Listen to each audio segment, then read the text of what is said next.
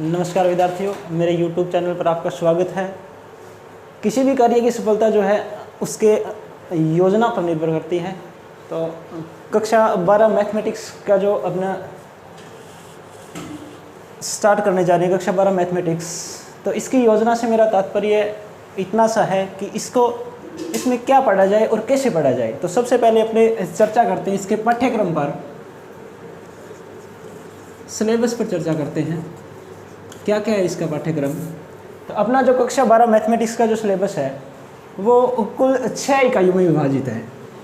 6 इकाइयाँ, जिसमें इकाई पहली जो है, अपनी फर्स्ट इकाई जो है वो अपनी संयुक्त फलन की है। फर्स्ट जो इकाई है अपनी वो संयुक्त फलन की है, जो अपने कुल मिला के 7 अंकों की इकाई है, जिसमें अपने पास 2 चैप्टर बनते हैं कुल। और पहला जो चैप्टर है अपना वो संयुक्त फलन का ही है। पहला जो चैप्टर है अपना वो संयुक्त फलन का है, जो 3 अंकों का चैप्टर है। 3 अंकों का चैप्टर है जिसमें से 2 क्वेश्चन आते हैं, 2 प्रश्न आते हैं, एक 1 अंक का और एक 2 अंक का, यानी कुल मिला के 3 अंकों का ये चैप्टर है। और जिसमें 2 प्रश्न, एक 1 अंक का आता है, एक 2 अंक का आता है। इसमें जो संयुक्त फलन वाली इकाई में है, दूसरा जो चैप्टर बनता है अपना वो बनता है प्रतिलोम वृत्तीय फलन का। प्रतिलोम वृत्तीय फलन का। और प्रतिलोम वृत्तीय फलन जो है वो अपना 4 अंकों का लेसन है। इसमें से भी 2 क्वेश्चन आते हैं, जिसमें एक 1 अंक का क्वेश्चन आता है, एक 3 अंक का क्वेश्चन आता है। और जो 3 अंक वाला क्वेश्चन है वो आंतरिक विकल्प में आता है। आंतरिक विकल्प का मतलब इसमें से 2 क्वेश्चन दिए होंगे, 2 प्रश्न दिए होंगे और दोनों में से एक अपने को करना है। आगे इसमें इकाई दूसरी, इसमें संयुक्त फलन वाले में अपने संयुक्त फलन से पहले अपने पढ़ चुके हैं। संयुक्त फलन है, इससे पहले अपने कक्षा 11 में पढ़ चुके हैं। सेट्स पढ़ा है, सेट्स अपने पढ़ चुके हैं। समुच्चय पढ़ चुके हैं। सेट्स के अलावा संबंध अपने पढ़ चुके हैं और फलन अपने पढ़ चुके हैं। समुच्चय, संबंध और फलन पढ़ चुके हैं। इसके बाद की कई संयुक्त फलन की है। उसके बाद का जो आगे का जो मैटर है अपना वो संयुक्त फलन का है। और दूसरा जो चैप्टर है अपना प्रतिलोम वृत्तीय फलन का, उससे पहले अपने कक्षा 11 में त्रिकोणमितीय फलन पढ़ चुके हैं। त्रिकोणमितीय फलन का जो प्रतिलोम है, यानी प्रतिलोम त्रिकोणमितीय फलन, वो ही ये चैप्टर है। उसके आगे का मामला है ये। दूसरी इकाई में अपने पास दूसरी इकाई जो है वो बीजगणित की है। और बीजगणित की जो इकाई है वो कुल 10 अंकों की इकाई है। 10 अंकों की इकाई है, जिसमें अपना जो एक चैप्टर बनता है, सबसे पहला जो चैप्टर है वो अपना है आव्यूह, यानी मैट्रिक्स। उसके बाद वाला जो चैप्टर बनता है वो है सारणिक।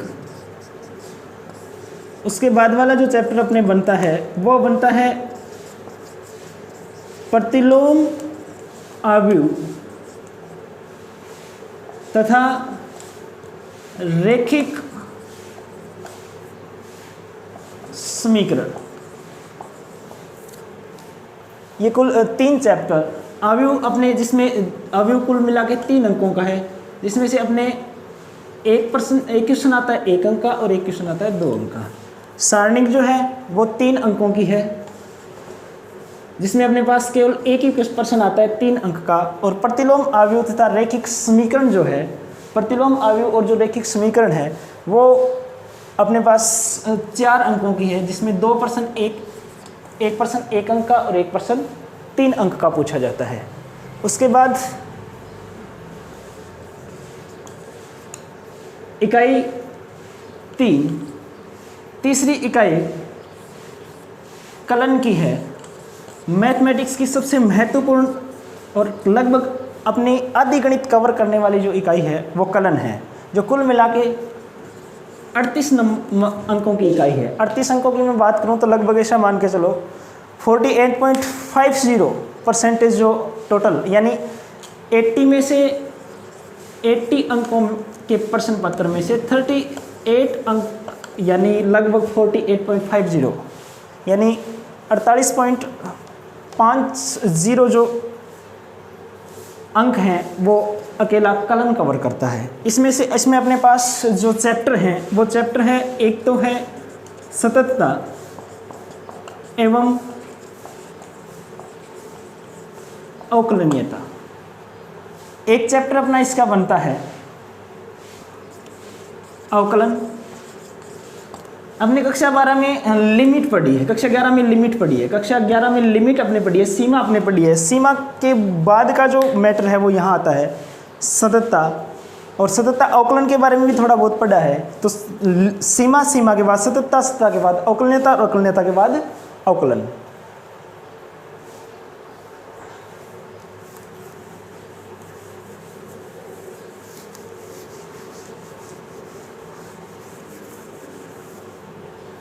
सततता और अवकलन दोनों जो चैप्टर हैं अपने वो कुल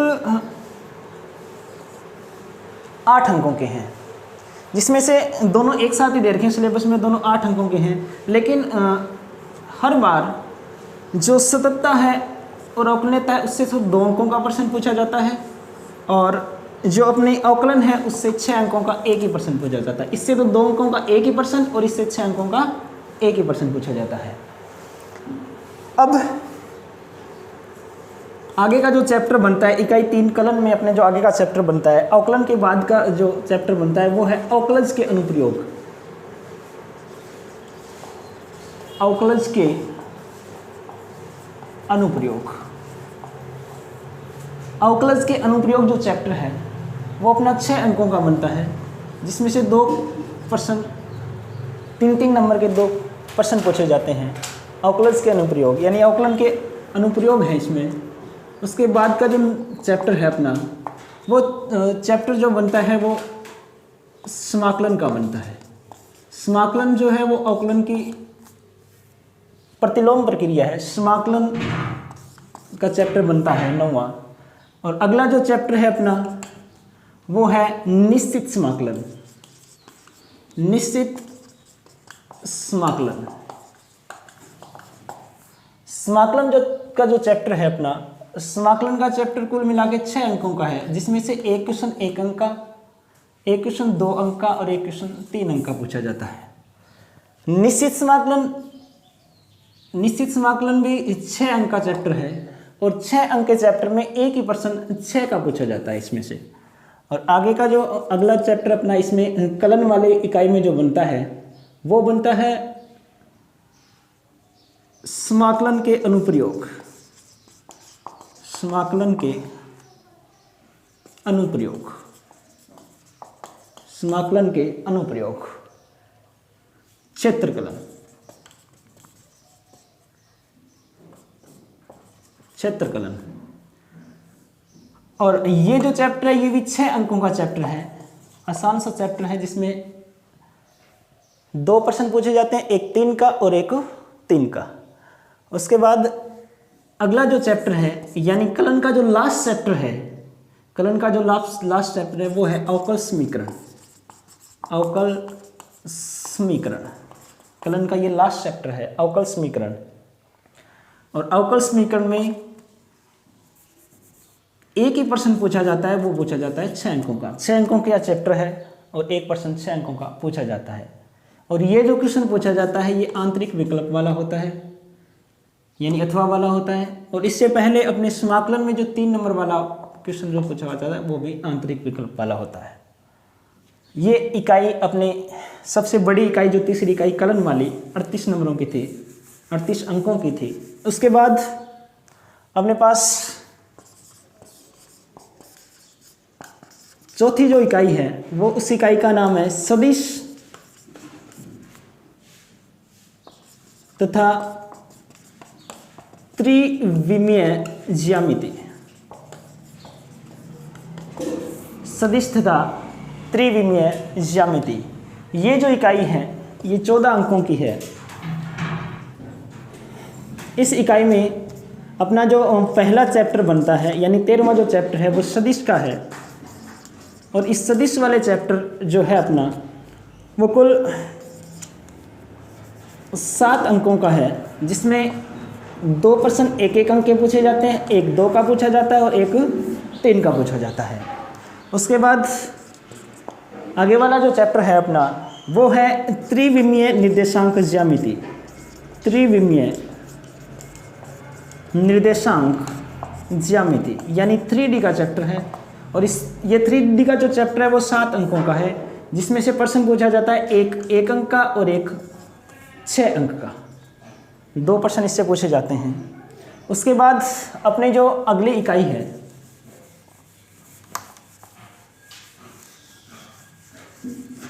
अगली जो इकाई है यानी 5वीं जो इकाई है, उस इकाई का नाम है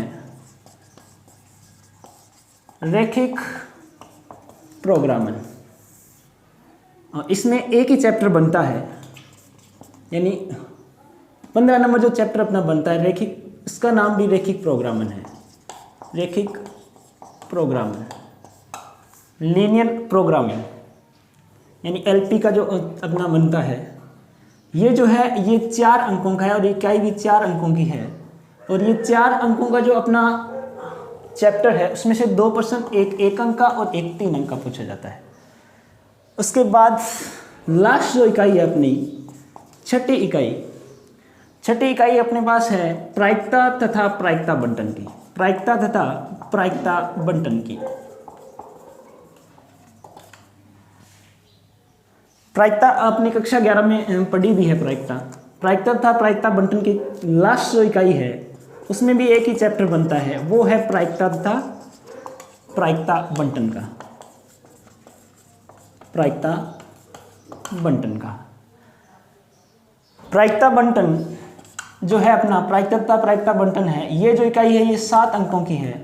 और इस 7 अंकों में अपने पास जो 7 अंक हैं उसमें से एक तो 1 अंक का क्वेश्चन पूछा जाता है और एक 6 अंकों का क्वेश्चन पूछा जाता है। और ये जो 6 अंकों का क्वेश्चन है ये भी आंतरिक विकल्प वाला होता है। इसके अलावा सदिश में जो एक क्वेश्चन 3 नंबर वाला है वो भी आंतरिक विकल्प वाला पूछा जाता है। तो ये था अपना कक्षा 12 मैथमेटिक्स का सिलेबस। तो अपने सबसे पहले जो शुरू करने वाले हैं वो अपने शुरू करेंगे इकाई दूसरी। लगभग मेरा यही पढ़ाने का प्रक्रिया रहती है, यही पढ़ाने की प्रक्रिया रहती है। सबसे पहले इकाई दूसरी, इकाई सेकंड जो इकाई है अपनी बीज गणित वाले वो पढ़ते हैं अपने। और उस इकाई में सबसे जो चैप्टर पढ़ेंगे अपने, इसके बाद वाले वीडियो में जो चैप्टर मैं शुरू करने वाला हूँ वो मैट्रिक्स वाला चैप्टर है। मैट्रिक्स यानी आव्यूह वाला चैप्टर, आव्यूह वाला जो चैप्टर है 3rd चैप्टर वो अपने शुरू करेंगे। धन्यवाद।